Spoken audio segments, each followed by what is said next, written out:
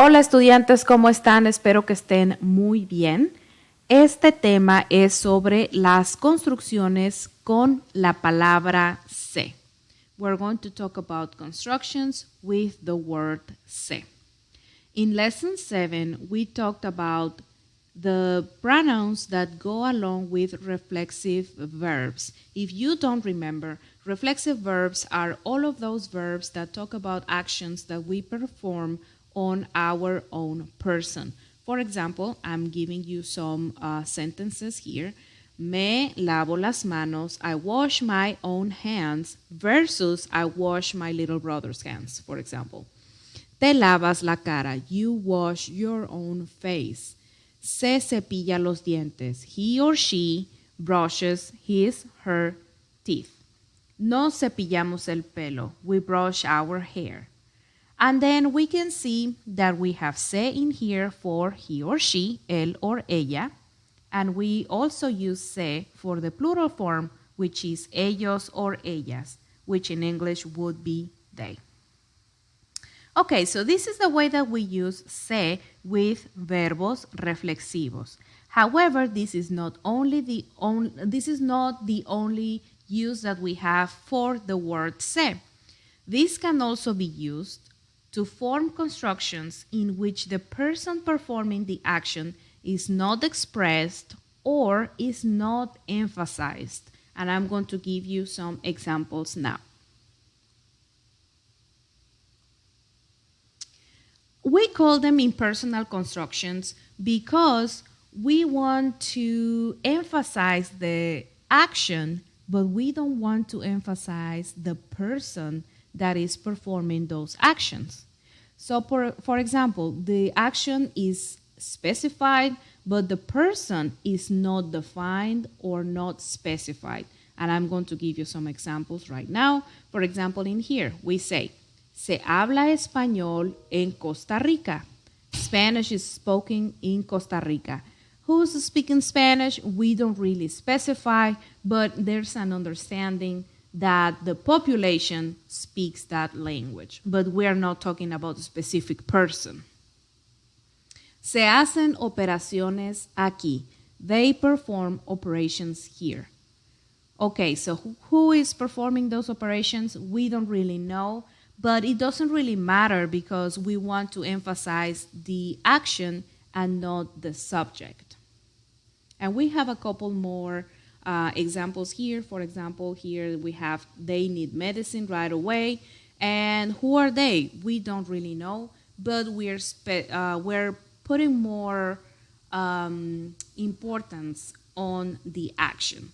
So let me give you some examples that probably you have seen. And I'm going to use English, like help wanted.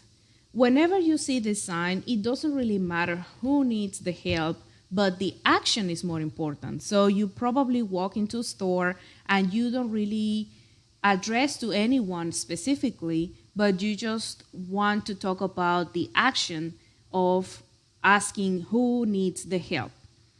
There's another one in here. Se habla español.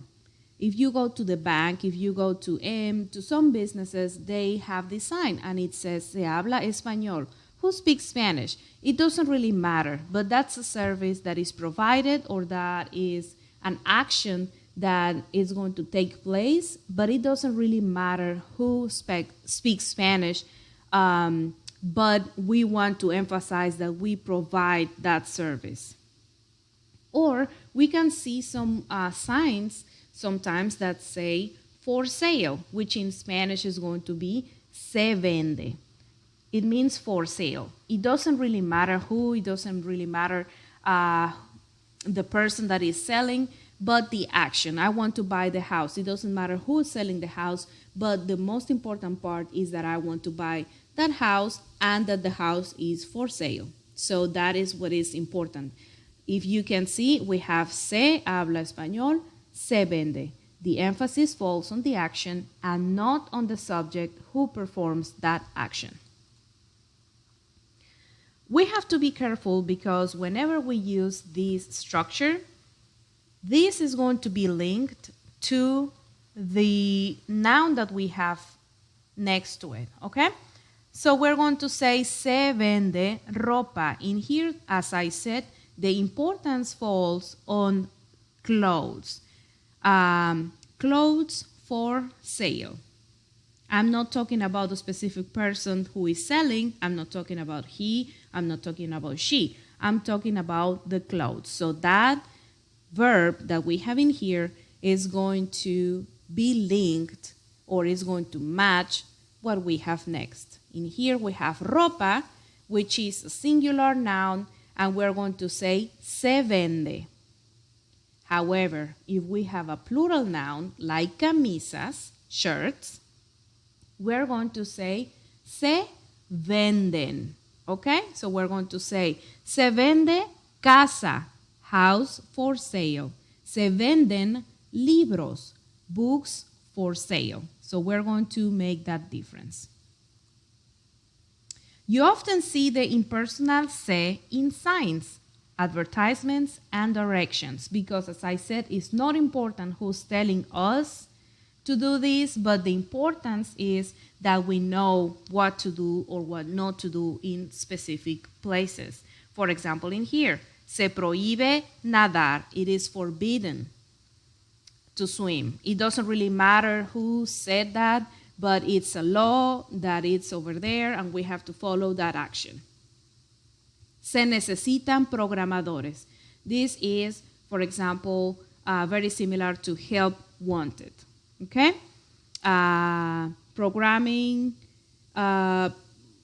Programmers are needed. It doesn't matter who needs them, but we know that the company needs this help and these people have to, look for getting a job. This is like an ad. Se entra por la izquierda. This is an indication that you must enter the building on the left.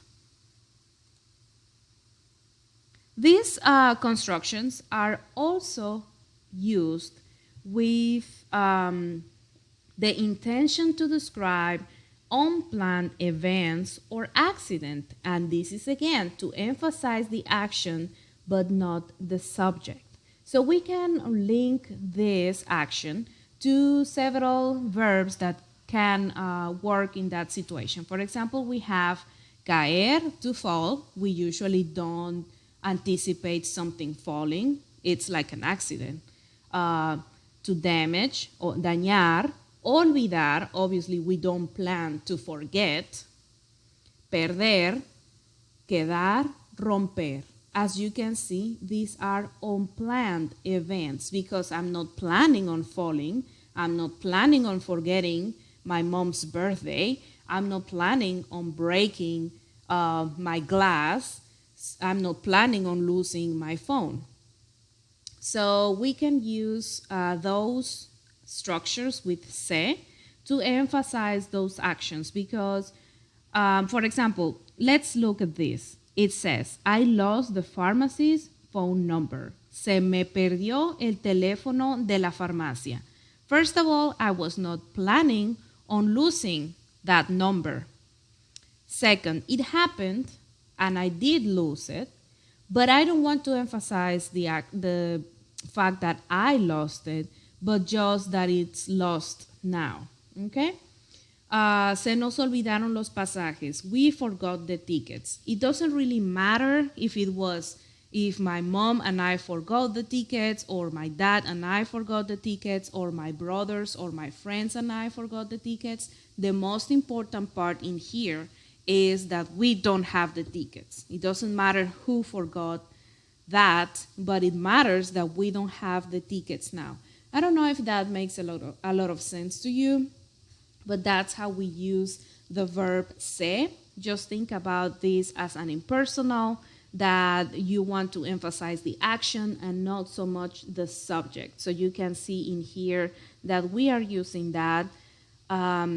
Even se perdió is matching the phone number. It's not matching yo perdí. It's not saying I lost. Obviously, in here we have that translation because in English it's not the same. We don't say it the same way. Just think about when we use in English um, for example, when you say Spanish is spoken here or help wanted, then again, those are a little bit closer to that say structure that we're talking about.